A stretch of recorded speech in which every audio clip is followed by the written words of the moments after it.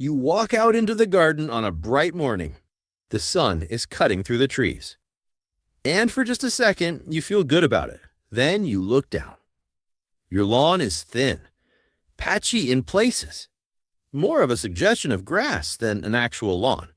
You have watered it. You have fed it. You have done everything you thought you were supposed to do. And it still looks exactly the same as it did 6 months ago. Here's the truth. Your grass is not thin because of bad luck. It is thin because of 3 specific mistakes that almost every homeowner makes without realizing it. And the frustrating part is that most of the advice out there is making those mistakes worse. In this video, I am going to show you exactly how to double the thickness of your lawn in 14 days. Not with expensive equipment. Not with a full lawn replacement. With 3 precise actions done in the right order at the right time, we are going to cover why your grass is thin at a biological level. And the answer will surprise you. We are going to cover the specific methods that trigger fast, dense regrowth. And we are going to cover how to lock that thickness in permanently so you never go back to a thin lawn again. Stay with me through all 3 parts, because part 2 contains one step that most people skip entirely. And it is the most important one. When most people see a thin lawn, the first thing they reach for is fertilizer. Bag of lawn feed sprinkled across the surface, watered in. Job done. Except it is not job done. And here's why that matters. Grass thickens through a process called tillering. Each individual grass plant, rather than just growing taller, sends out horizontal shoots at the base called tillers. Those tillers become new grass plants, which then produce their own tillers. This is how a single grass seed eventually becomes a dense, lush carpet of turf. Tillering is the engine of a thick lawn. And here is the fact that most people have never heard. Tillering is triggered not primarily by nitrogen, which is what most lawn feeds are packed with, but by light reaching the base of the plant. Specifically, the ratio of red light to far red light at soil level. When your grass is cut too short, light hits the base of each plant at a direct angle. The plant reads this as exposure, as vulnerability. And instead of sending out lateral tillers, it puts all its energy into growing upward, taller and faster, not thicker. You have been feeding your grass to grow tall, and then cutting it back down again, over and over. The grass never gets the signal it needs to spread sideways. It just keeps racing upward and getting mown back. You are not growing a lawn. You are running a treadmill. So the first and most important change you can make costs nothing. Raise your mowing height immediately. Most domestic mowers are set at between 25 and 30 millimeters. That is too low. Set yours to between 40 and 50 millimeters. That is between 1.5 and 2 inches in old money. At this height, the base of each grass plant sits in gentle, diffused light. The tiller signal fires. Lateral growth begins within days. But there is something else happening in a thin lawn that no mowing height adjustment will fix on its own. And this is what I want to explain before we get to part 2. Because once you understand it, everything else will make sense. Thin grass has thin soil contact. The roots of a struggling lawn are shallow, sometimes only 10 to 15 millimeters deep. Shallow roots mean the plant cannot access moisture or nutrients from deeper in the soil. It becomes entirely dependent on surface conditions. One dry week and it retreats. One heavy footfall and it compacts. The lawn is not just thin on top, it is fragile underneath. And the reason the roots are shallow is almost always the same. The soil beneath the lawn is compacted. Compacted soil has no air pockets. Grass roots need oxygen to grow downward. Without it, they spread sideways near the surface and stop. The plant starves in slow motion while sitting on top of perfectly good soil it simply cannot reach. This is why feeding a compacted lawn with fertilizer is like pouring water into a blocked drain. The nutrients are there. The grass just cannot get to them. In part 2, I am going to show you 3 methods that fix this in the right order, and why the one most people skip is actually the one that does the most work.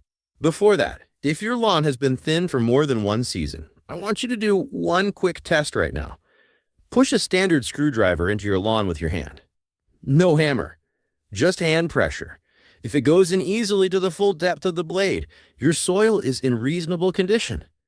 If it stops at 20 or 30 millimeters and you have to push hard, your soil is compacted. Keep that result in mind. It will change which method you prioritize in the next section. Let us start with what most people do when they decide to thicken their lawn.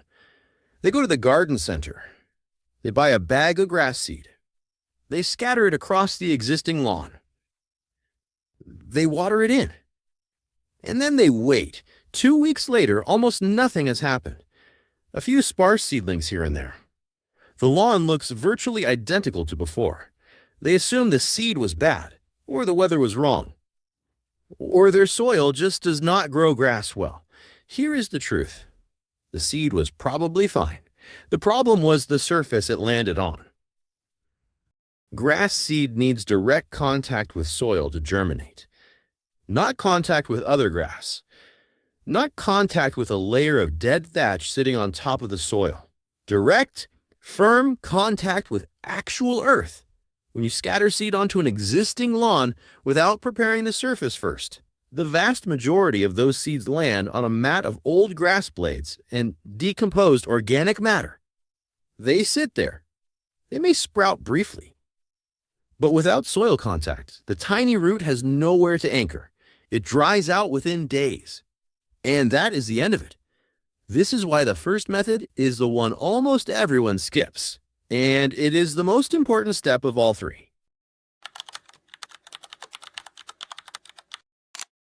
Scarification is the process of raking out the thatch layer, the dense mat of dead grass, stems, moss, and organic debris that builds up between the soil surface and the base of your living grass plants. Every lawn accumulates thatch. It is a natural byproduct of grass growing and dying.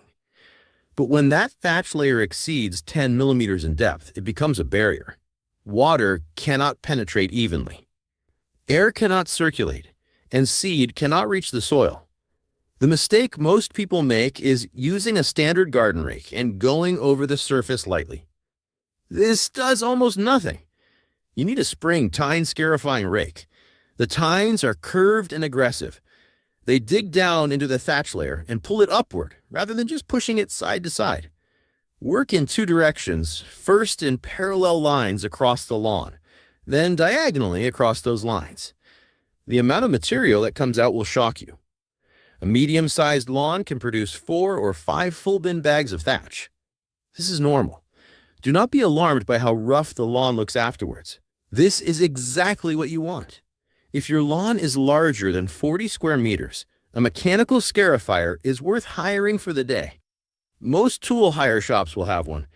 It does in 30 minutes what would take 3 hours by hand, and it goes deeper, which matters. Scarify on a dry day when the soil beneath is slightly moist, not waterlogged, not bone dry. The tines need resistance to pull the thatch cleanly, rather than just skimming across a hard surface or churning up wet mud.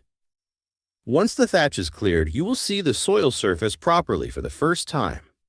In many lawns, it is a dull gray-brown color, compacted, almost sealed, which brings us directly to method 2.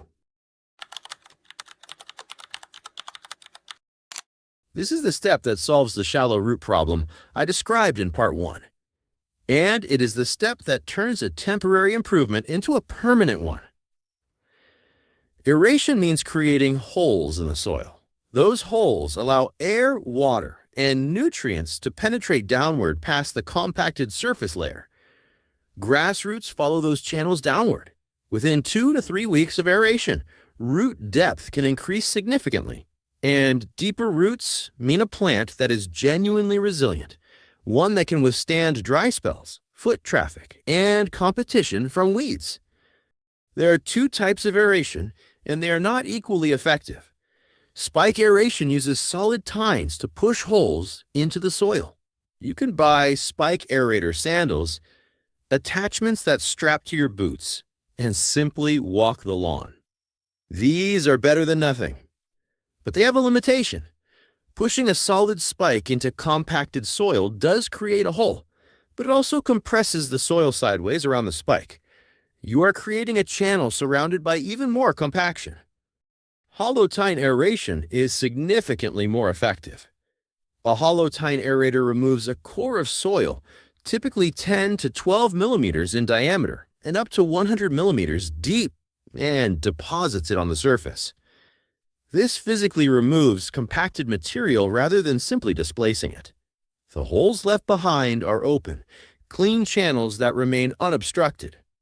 Hire a hollow tine aerator if you can. The difference in results is considerable. Work across the lawn in a grid pattern. Aim for holes roughly every 10 to 15 centimeters across the entire surface. Once you are done, leave the extracted cores on the surface. They will break down naturally within a week and return organic matter to the soil. Then, before the holes begin to close, ideally within 24 hours, move directly to method 3. This timing is not optional. It is the key to the entire process working. Now the surface is ready. The thatch is gone. The soil has open channels leading downward, and your grass seed is about to land exactly where it needs to be, in direct contact with loose, aerated earth. Choose the right seed for your lawn. This matters more than most people realize. A shaded lawn needs a shade-tolerant fescue blend. A high-traffic family lawn needs a hard-wearing ryegrass mix. Using the wrong seed type will give you poor germination, no matter how well you have prepared the surface. Read the label carefully and match it to your conditions. For overseeding an existing lawn, you need approximately 35 grams of seed per square meter. This is heavier than most people apply. The temptation is to be conservative, to spread it thinly and hope for the best. Do not do this. Thick overseeding gives you the density you are trying to achieve. Thin overseeding gives you more of what you already had. Use a handheld spreader or a wheeled broadcast spreader for even coverage. Make 2 passes, 1 horizontal, 1 diagonal, just as you did with the scarifier. This ensures no bare patches are missed. Once seeded, rake the surface very lightly with the back of a garden rake. You are not burying the seed. You are simply ensuring contact. Half a centimeter of coverage is enough. Then water immediately. And this is where most people make the final mistake. They water once, heavily, and then leave it for 2 or 3 days. Grass seed in the germination phase needs consistent moisture at the surface. Not waterlogged, not flooded, but consistently damp. Water lightly twice a day, morning and early evening, for the first 14 days. If you allow the surface to dry out completely at any point during that window, germination stops. The seed does not recover from a full dryout in its early stages. Keep it damp. Every day. Without exception. By day 7, you will see a green haze beginning to appear across the lawn. Fine, hair-like seedlings emerging in their thousands. By day 14, if the surface preparation was thorough and the watering consistent, the density of that new growth will be visible from a standing position. The lawn will look fuller, more uniform. The bare patches that were there 2 weeks ago will have knitted together. This is the 14-day result the title promises, and it is entirely achievable, but only if all 3 methods are done in order. Scarification without aeration gives you a clean surface but shallow roots. Aeration without scarification means seed still lands on thatch. Overseeding without either a seed scattered on a surface it cannot penetrate. The sequence is the system. Skip 1 step and the results collapse. Most people stop here. The new grass is growing. The lawn looks better than it has in years, and so they go back to doing exactly what they were doing before. Within 1 season, the lawn is thin again. the improvement fades. The effort feels wasted. This happens because overseeding and aeration treat the symptom. Part 3 treats the cause. The first change is your mowing regime. Never remove more than 1/3 of the grass blade in a single cut. This is called the 1/3 rule. When grass is cut back hard in one pass, the plant goes into shock. It stops tillering. It stops thickening. It just races upward trying to recover. Cut little and often instead. Every 5 to 7 days during the growing season, blade at 40 to 50 millimeters. Always. The second change is your feeding sequence. After the first 14 days of new growth, do not reach for a high nitrogen fertilizer. Not yet. High nitrogen pushes soft, fast top growth before the roots are ready to support it. Use an establishment fertilizer for the first 6 weeks instead. Higher phosphorus. This drives root depth first. Foundation before structure. After those 6 weeks, switch to a balanced spring and summer feed. Then a high potassium autumn formula from August onward. Potassium hardens the plant. It improves drought resistance and disease resistance. A lawn fed correctly through autumn comes back in spring already thick.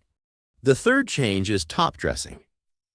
Once a year in early autumn, rake a thin 6 millimeter layer of loam, sand, and compost across the surface.